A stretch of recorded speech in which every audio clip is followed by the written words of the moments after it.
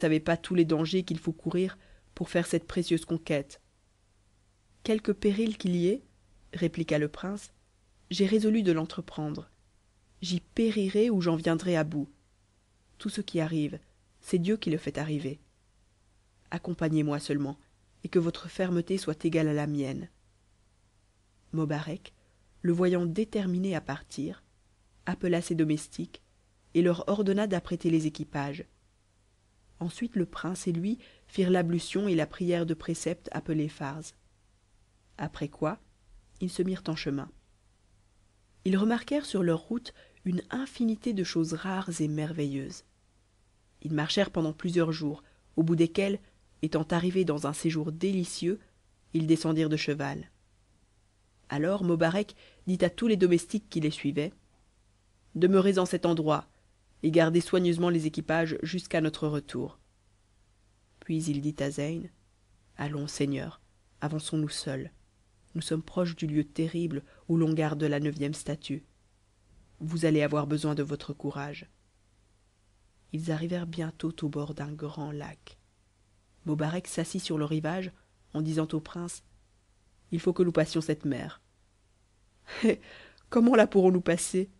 Répondit Zeyn. Nous n'avons point de bateau. Vous en verrez paraître un dans un moment, reprit Mobarec. Le bateau enchanté du roi des génies va venir nous prendre. Mais n'oubliez pas ce que je vais vous dire. Il faut garder un profond silence. Ne parlez point au batelier. Quelque singulière que vous paraisse sa figure, quelque chose extraordinaire que vous puissiez remarquer, ne dites rien, car je vous avertis que si vous prononcez un seul mot quand nous serons embarqués, la barque fondra sous les eaux. Je saurai bien me taire, dit le prince. Vous n'avez qu'à me prescrire tout ce que je dois faire, et je le ferai fort exactement. En parlant ainsi, il aperçut tout à coup sur le lac un bateau fait de bois de sandal rouge. Il avait un mât d'ambre fin avec une banderole de satin bleu. Il n'y avait dedans qu'un batelier dont la tête ressemblait à celle d'un éléphant, et son corps avait la forme de celui d'un tigre. Le bateau s'étant approché du prince et de Mobarec, le batelier les prit avec sa trompe l'un après l'autre et les mit dans son bateau.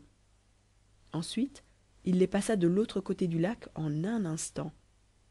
Il les reprit avec sa trompe, les posa sur le rivage et disparut aussitôt avec sa barque.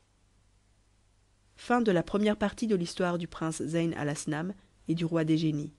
Section 102. Enregistré par Ezwa, en Belgique, en mai 2008. Cet enregistrement fait partie du domaine public.